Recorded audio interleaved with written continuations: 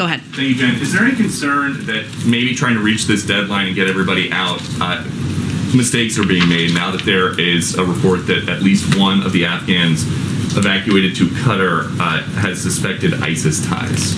Well, first I would say we have a stringent vetting process which includes background checks before any individual comes to the United States. So I can't speak to one individual, but I can tell you and confirm for you that we take the vetting of any individual who comes to the United States and comes out incredibly seriously. And it's an extensive process. I would say that this is now on track, Peter, to be the largest airlift in U.S. history. And that is bringing American citizens out. It is bringing our Afghan partners out. It is bringing allies out.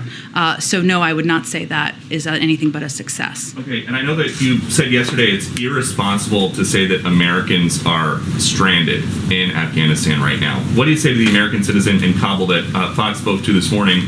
Her name is, she's going by Fatima. She says, we are stranded at home for 4 days, 3 days. We didn't hear anything from anywhere, and they're saying to go to the airport, but we're not being given clear guidance. Our emails are getting ignored. Well, why don't I convey to you exactly what we are doing? And I think what's important to note that I also said yesterday in the full context of my answer, which I put out today, was that we are committed to bringing Americans home who want to leave, and that is the president's commitment. So let me explain to you how our process works, and there have been some very good questions, including from you and from others, about this. One, as we've said, this is a dynamic number. We're working hour by hour to refine and make it precise. Understand your desire and interest in having an exact number of American citizens on the ground, and the State Department, I expect, will have an exact update on that tomorrow. Just to remind you, the U.S. government does not track our citizens when they travel around the world. We rely on self-reporting, not just in Afghanistan, anywhere in the world. People have to decide to register or not. It's up to them, individuals, whether they decide to register or not, wherever they may be. And if you register when you're in a country like Afghanistan, you aren't required to deregister. The State Department also issues alerts. They have publicized phone number and email to contact if you're in Afghanistan and want assistance to leave. And for months, the department has been telling Americans to leave Afghanistan for their own safety. It is our responsibility and our role to work with and help American citizens who want to leave. Let me finish. I'm almost done, and then you can ask a follow-up question. In recent days, they have reached out to every American citizen registered in Afghanistan directly multiple times. This is a 24/7 operation. Embassies all over the world are supporting phone banking, text banking, and email efforts. If we are not in touch with this individual, give me their contact information and we will get in touch with them. If any of you are hearing from American citizens who can't reach us, give me their contact information and we will get in contact with them. Our estimate of the overall number of American citizens who are there can increase because folks are just now responding to our outreach who may not have registered. It can also decrease because people leave, they don't tell us they leave, or individuals who may reach out and convey they have the documentation needed don't. So there are a range of factors here, and it's our responsibility to give you accurate information. But that's what our focus is on. You say no Americans are stranded. This is someone in Kabul who says, I am stranded. So is there a better word for somebody who can't leave the house to get to the airport because Jake Sullivan says ISIS is outside the airport? I would welcome you providing their phone number, and we will reach out to them today, and I can assure you of that. The final question. If the Taliban said that staying past the 31st was going to provoke a reaction, and then President Biden decides, okay, we won't stay, do they have the same kind of influence over military planning as the commander-in-chief? Well, first of all, Peter, the Taliban's deadline was May 1st, struck in a deal with the prior administration. The president's timeline was August 31st. That's the timeline he set in a period of time he needed in order to operationalize our departure from Afghanistan. I'd also note that, as I said, as we conveyed in the statement, that our objective and our focus and the focus of the commander-in-chief is always going to be on the safety and security of the men and women who are serving our country in the military. And that has to be a factor here, and that certainly is a factor for him as he thinks about the timeline. Go ahead. Can President Biden assure that Afghan allies that help the military will be able to get out, and will he extend a deadline to help those people get out? Well, I will say that we will certainly have additional folks eligible to come to the United States after August 31st that we will help relocate. But I would also note that we have now evacuated 58,700 people in the last 9 days. And we are continuing to be in direct contact with eligible special immigrant visa applicants, of course with American citizens, and with individuals who we are working to facilitate their departure. So our focus is on getting the job done by August 31st, and that's what we're doing day to day at this point. And secondly, on the vetting question, we're seeing more debate in across the country about as the refugees come here. What is the White House doing to convey the vetting standards and to assure any kind of state officials that people that may end up in their state are okay? Well, first, no one is coming to the United States who has not gone through a security vetting process.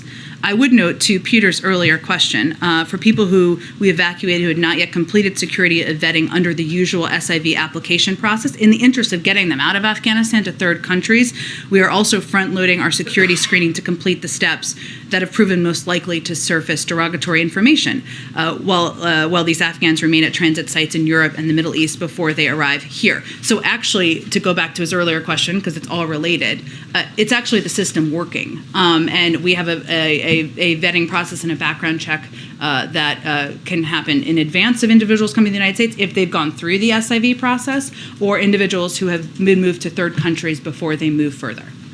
Just to follow up real quickly, so is there going to be an education campaign? Is there going to be information sent to stakeholders across the country who may have some concern? Oh, sorry. Do you mean domestically here in the United States? That's correct. Oh, absolutely. Sorry, I was misunderstanding your question. Yes, we are in touch with governors. We are in touch with local authorities. We are in touch with communities. We've been engaging with local media, and we will continue to do that. So there's an understanding of the stringent process that we have in place before individuals come to the United States.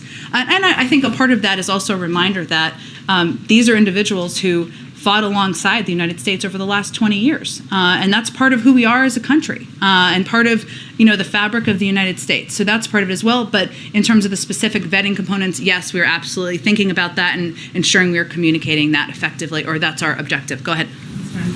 Can you share more about the possible incident of Havana syndrome that delayed the Vice President's trip? Sure. First, I will say that the Vice President is now in country in Vietnam, and certainly we take very seriously. Let me just get the information so I can get it to you very clearly. Hold on one second. A lot going on today, I will just note. No shortage.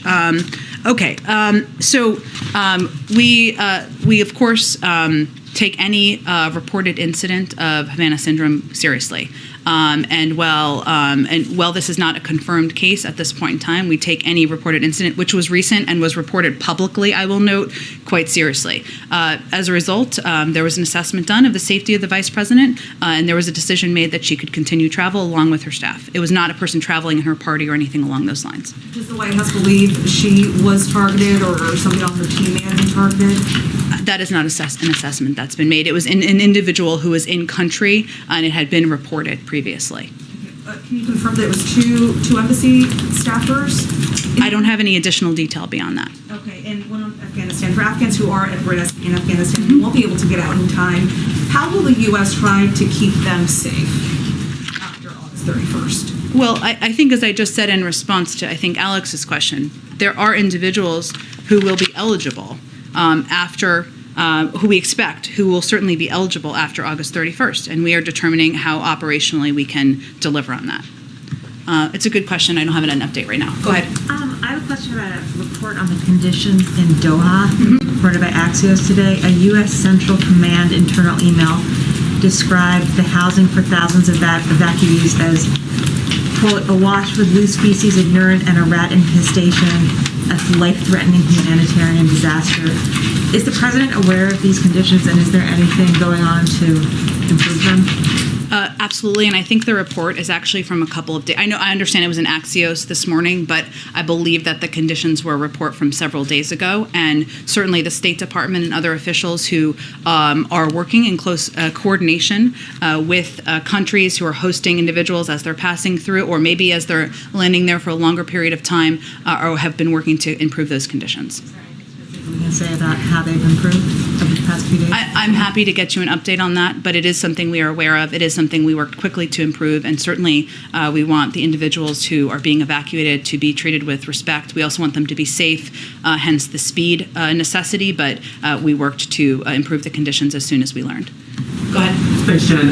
In the statement that you released, you said the President conveyed that our mission in Kabul and based on the achievement of our objectives. Can you be more specific about what those objectives would be? Are we talking about getting all Americans out, a certain number of Afghans out who helped the American effort? What will be the specific sort of benchmarks in deciding that the objectives of the mission have been met? Well, the statement also conveys in evacuating Americans who want to come home, third country nationals, and Afghans who are allies during the war.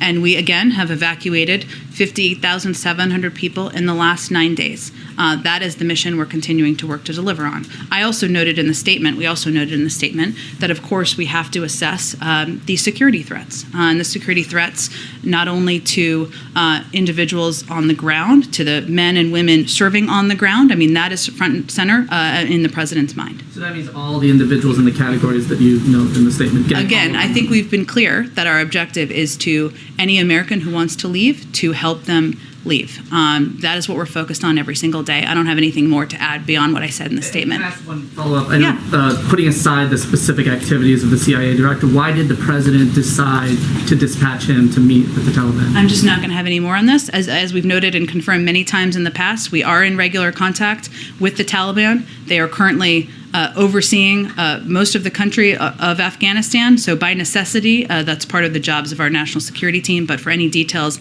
on the CIA director, I'd point you to the CIA. Go ahead. Thanks, Jen. During the COVID response team briefing, Jeff Zients gave some overall statistics about the allotment of personnel, ventilators, and ambulances across the country. Sure. Do you all have a state-by-state breakdown of that, or even more granular? I can certainly check. You mean in terms of materials we've provided to states? Resources go. Yeah, absolutely. I'm certainly do. We can see if that's something we can get out to you as well. And then I have a question on Section 1005 of the American Rescue Plan, which is the debt relief for farmers of color. This has obviously been mired now down in, I believe, 13 lawsuits.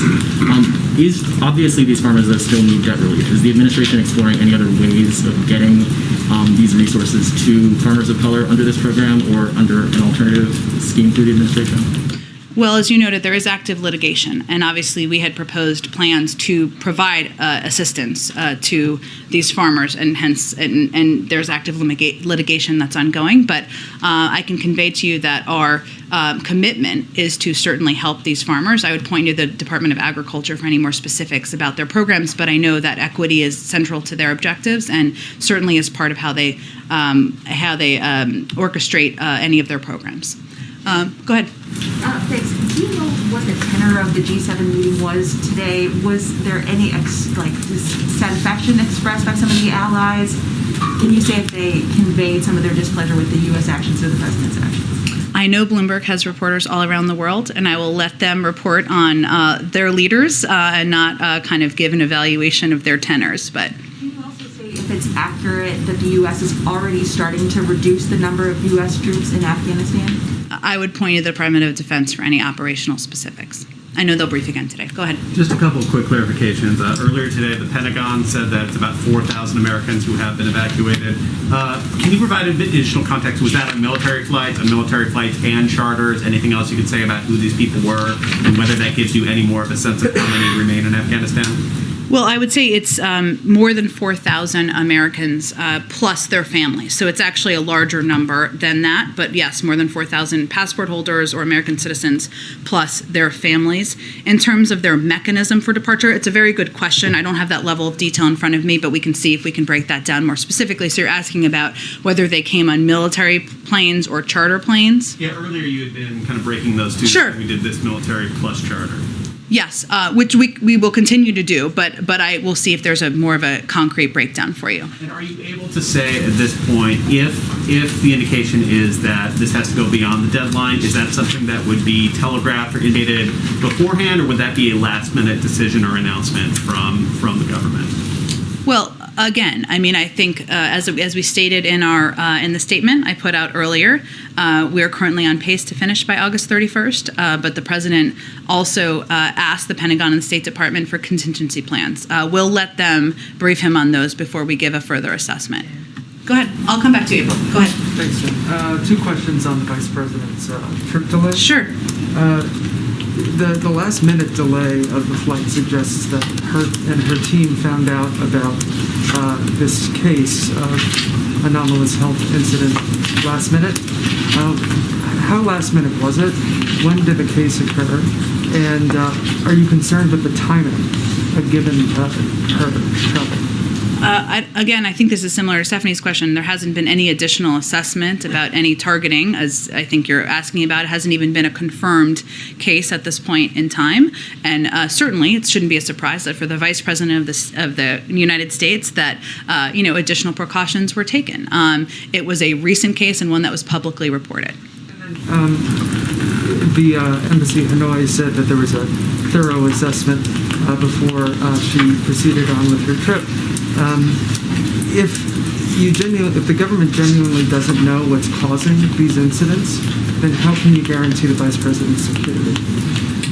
I'm not going to get into security details. I can assure you that the Vice President of the United States wouldn't travel further to a country if there wasn't confidence in her security on the ground. Go ahead. Oh, sorry, April, go ahead. Jen, as you said, there's a lot going on. Just across the street, maybe an hour or so ago, there were voting rights activists who said the president needs to do more. They also said that the president needs to lean in on the filibuster in the Senate as the House is expected to pass voting rights, H.R. 4 today. What is the thought behind that from the White House as people of all walks of life are out there saying that he needs to do more, that this president is not doing enough for the constituency that he said that he was going to work for? Well, I would say first that voting rights and ensuring access to voting continues to be a central priority for the president. And in any White House and for any president, you have to do many things at one time. And he certainly is the first to understand that.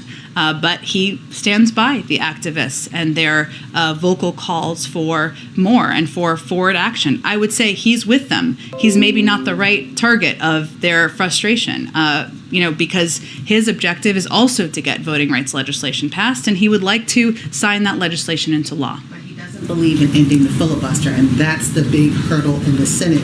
And they are saying that we are now voting like we voted in 1964. Voting rights has been stripped by the Supreme Court twice, and now there are restrictive laws in states that are precluding free and fair voting in this nation. Absolutely, April, and it's outrageous, and the president is outraged by it. And that's why he has asked his vice president to lead this effort. That's why he has taken steps, including a historic executive order on voting rights.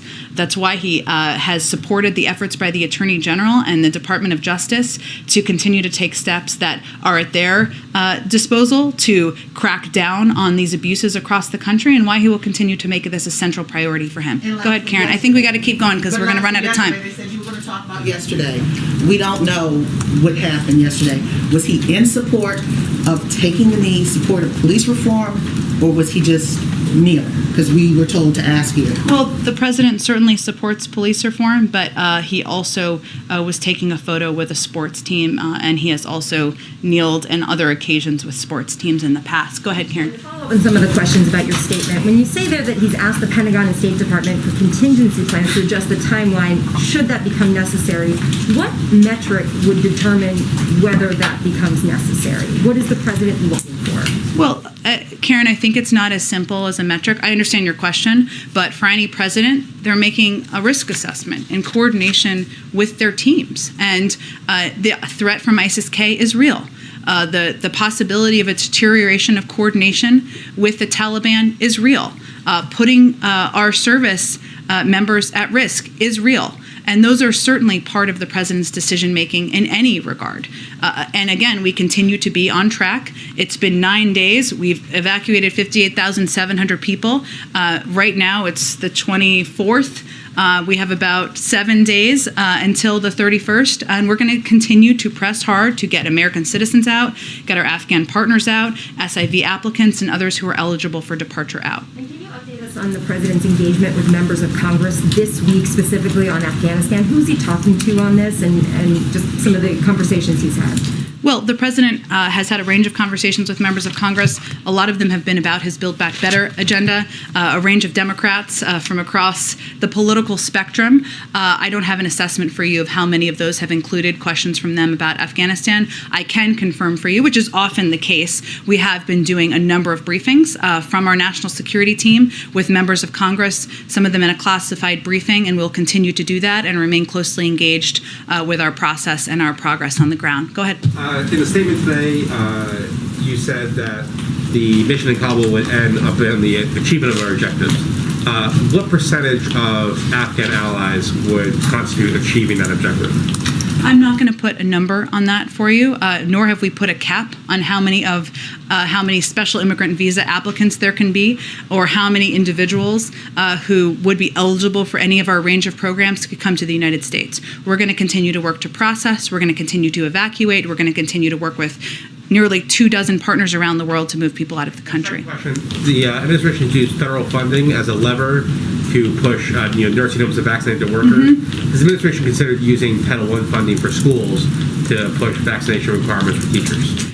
Well, I would say first that we've seen, including recently, I think today or yesterday in Missouri, additional steps taken that, in our view, put more kids at risk. The president thinks that's completely unacceptable, and he has asked his Secretary of Education and directed, I should say, his Secretary of Education to use all his authority to help those school districts doing the right thing to ensure every one of their students has access to a fundamental right of safe in-person learning. This can include a number of considerations, but I'll let the Secretary speak to that. Is Title I funding one of those things? I'll let the Secretary speak to it, but the President has directed him to use every authority to ensure we're protecting kids across the country.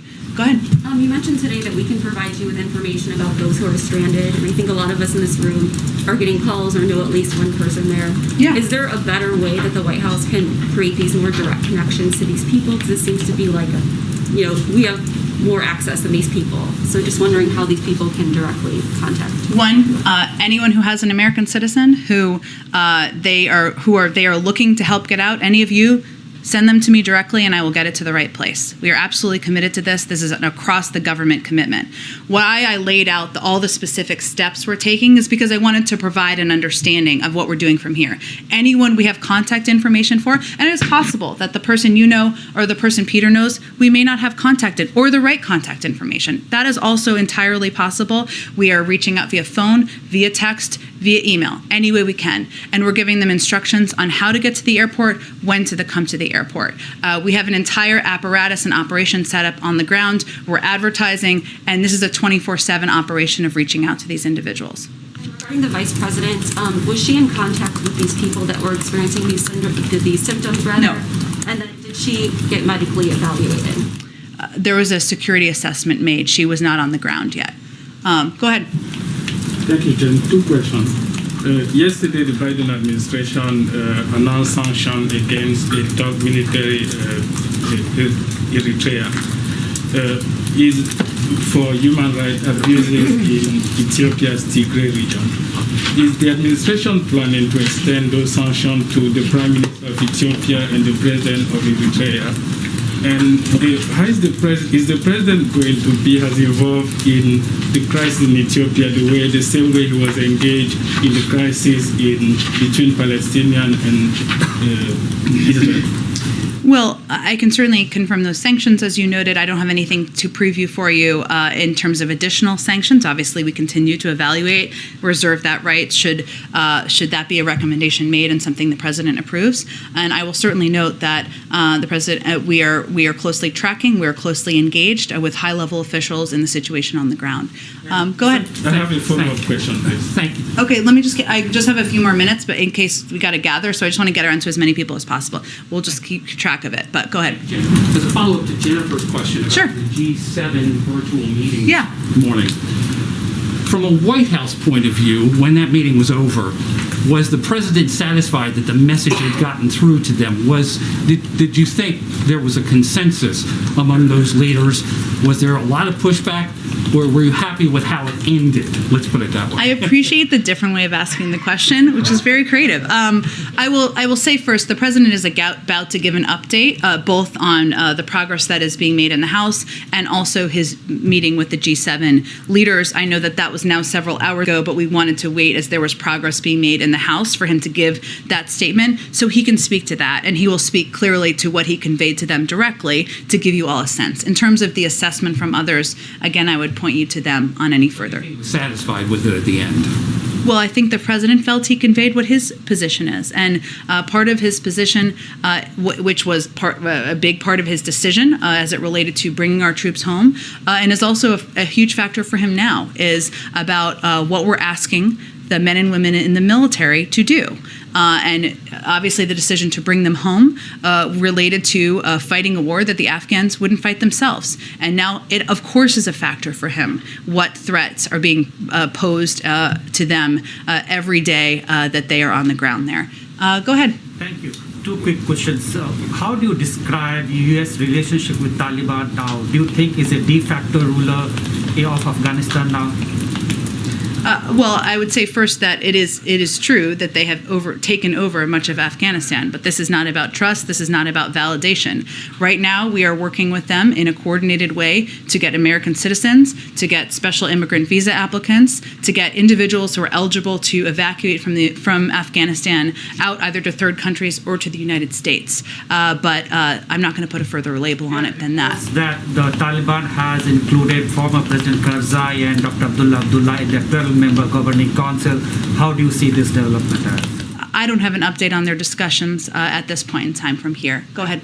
Hi, Jen. I'll come back to you. Sorry about that. Go ahead. Shir Stein from Bloomberg Law. Would the president accept a Build Back Better package that doesn't include Medicare drug pricing negotiation? Certainly lowering the price of prescription drugs is a top priority to the president. That's why he proposed it. I'm not going to negotiate from here, but I also know there's a lot of support in Congress for that initiative. Go ahead. Thank you, Jen. Follow up on the metrics question. It's hypothetical, but it's not totally unrealistic. I love hypotheticals. No, They're my favorite. This is not unrealistic. It's probably the kind of thing a lot of Go ahead. I didn't mean to. Go ahead. Okay. Say after the withdrawal, it's done, it's declared, it's done. Everyone's out.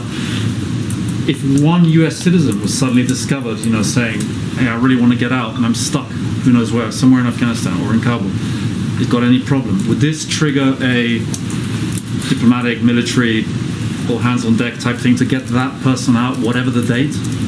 Our commitment continues to be to U.S. citizens. If they want to leave, we will help get them out. No matter what the date. Again, we expect there could be some, but I'm not going to get into it further. Go ahead. Thanks, Dan. Quick question to follow up on. You said the president's been in touch with members about the Build Back Better plan. I wonder, did he have direct conversations with this group of 10 moderates who were in talks with the speaker about advancing, the bipartisan package versus the reconciliation bill? Did he have direct contact with them, or did he reach out to them at all as they were trying to kind of broker this agreement? He spoke with a range of members, including some from the group of 9, I believe it is, about the path forward. And obviously we're seeing progress, and that's a good sign, and the president will speak to it shortly. Go ahead. Thanks, Jen. Oh, okay. We've got to wrap up in a second here. Thanks, Jen. Following up on Jennifer's and Bob's question again on G7, and that is that Tony Blair wrote a pretty scathing op-ed claiming that that President Biden's decision put politics over policy. And also, the question is here, first of all, how does the White House respond to that?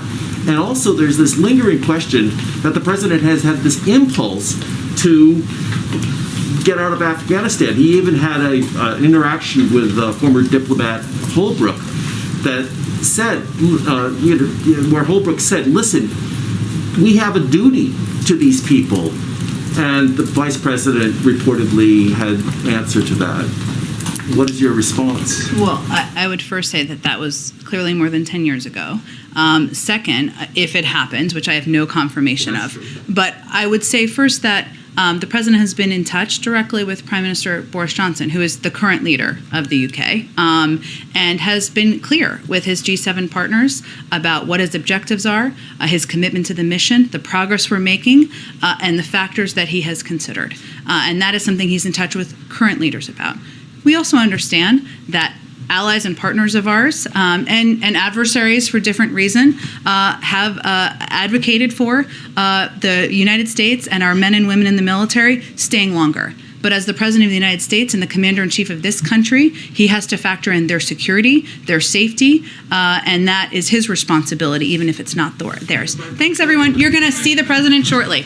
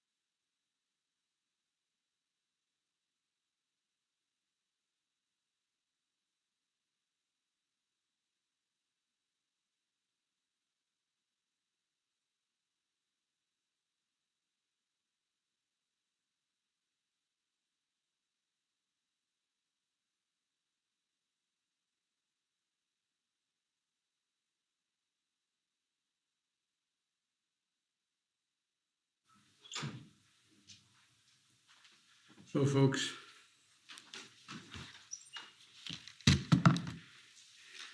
before I update you on the meeting that I had with leaders of the G7 earlier today, I want to say a word about the progress we're making on the Build Back Better agenda here at home.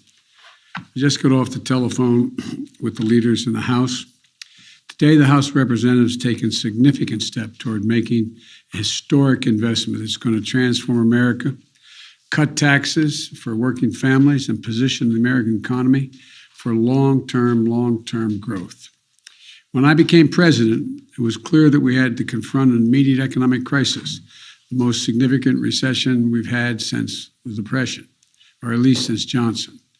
But that wasn't going to be enough. We also had to make some long-term investments in Americans and America itself.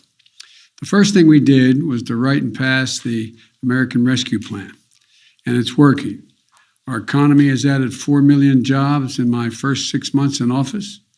Economic growth is up to the fastest it's been, the fastest rate in 40 years, and unemployment is coming down.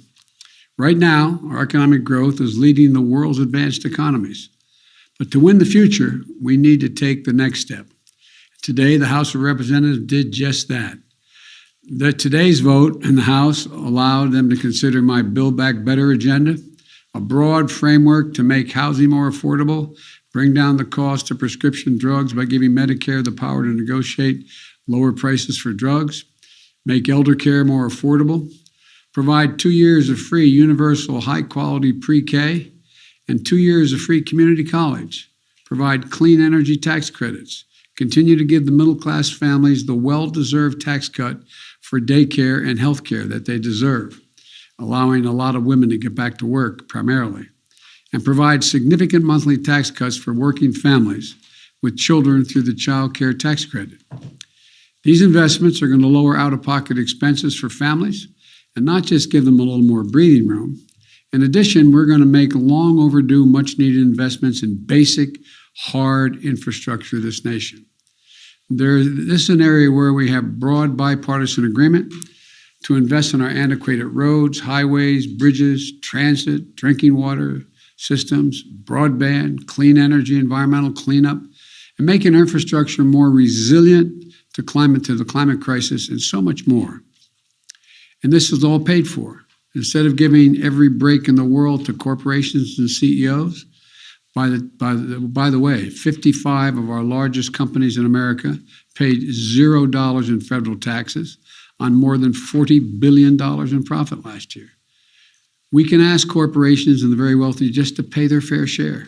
They can still be very wealthy, they can still make a lot of money, but just begin to pay their fair share. So we can invest in making our country stronger and more competitive, create jobs and raise wages, and lift up the standard of living for everyone. The bottom line is, in my view, we're a step closer to truly investing in the American people, positioning our economy for long-term growth, and building an America that outcompetes the rest of the world. My goal is to build an economy from the bottom up and the middle out, not just the top down. And that's what we're on our way of doing. Look, I want to thank Speaker Pelosi, who was masterful in her leadership on this, and Leader Hoyer and Whip Clyburn and Chairman DeFazio, the entire House leadership team, for the hard work, dedication, and determination to bring people together so we can make a difference in people's lives. I also want to thank every Democrat in the House who worked so hard over the past few weeks to reach an agreement and who supported the process for House consideration of the Jobs and Infrastructure Plan, the Build Back Better effort. There were differences, strong points of view. They're always welcome. What is important is that we came together to advance our agenda. And I think everyone who did that, I think everyone who did it was there. Look, I also want to thank everyone who voted to support the John Lewis Voting Rights Act. You know, advancing, it's an act to restore and expand voting protections, to prevent voter suppression, and to secure the most sacred of American rights, the right to vote freely, the right to vote fairly, and the right to have your vote counted. The House has acted. The Senate also has to join them to send this important bill to my desk.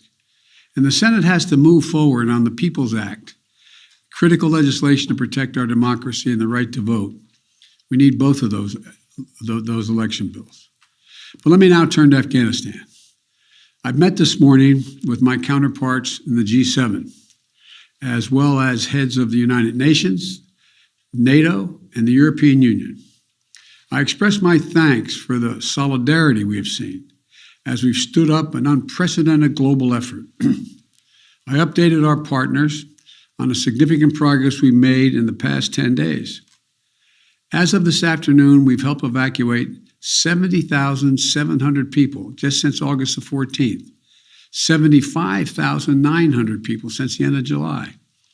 Just in the past 12 hours, another 19 U.S. military flights, 18 C-17s and 1 C-130 carrying approximately 6,400 evacuees, and 31 coalition flights carrying 5,600 people have left Kabul just in the last 12 hours. A total of 50 more flights, 12,000 more people since I updated you this morning. These numbers are a testament to the efforts of our brave service women and men, to our diplomats on the ground in Kabul, and to our allies still standing with us. And we had a productive discussion. There was strong agreement among the leaders about the evacuation mission underway, as well as the need to coordinate our approach to Afghanistan as we move forward. First, on evacuation, we agreed that we will continue to close cooperation to get people out as efficiently and safely as possible. We are currently on a pace to finish by August the 31st. The sooner we can finish, the better. Each day of operations brings added risk to our troops. But the completion by August 31st depends upon the Taliban continuing to cooperate and allow access to the airport for those who we're transporting out and no disruptions to our operations. In addition, I've asked the Pentagon and the State Department for contingency plans to adjust the timetable should that become necessary. I'm determined to ensure that we complete our mission, this mission. I'm also mindful of the increasing risks that I've been briefed on and the need to factor those risks in. They're real and significant challenges that we also have to take into consideration. The longer we stay, starting with the acute and growing risk of an attack by a terrorist group known as ISIS-K, an ISIS affiliate in Afghanistan, which is a sworn enemy of the Taliban as well. Every day we're on the ground is another day we know that ISIS-K is seeking to target the airport and attack both U.S. and allied forces and innocent civilians. Additionally, thus far, the Taliban have been taking steps to work with us so we can get our people out. But it's a tenuous situation. We're already had some gunfighting break out. We run a serious risk of it breaking down as time goes on.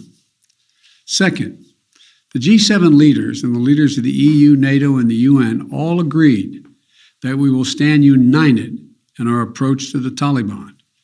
We agreed the legitimacy of any future government depends on the approach it now takes to uphold international obligations, including to prevent Afghanistan from being used as a base for terrorism. And we agreed that none of us are going to take the Taliban's word for it. We'll judge them by their actions, and we'll stay in close coordination on any steps that we take moving forward in response to the Taliban's behavior.